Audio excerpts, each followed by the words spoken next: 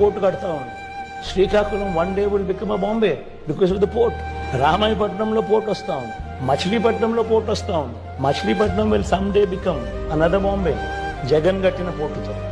Andhra Pradesh is having 10 ports. For petrochemical, port is required.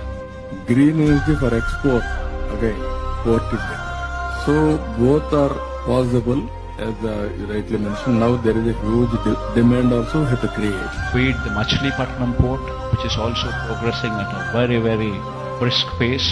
So is the progress in Kakinada also, the private port though, Kakinada being. And then the Mulapeta port coming up in Srikakulam is also moving at a very, very brisk pace.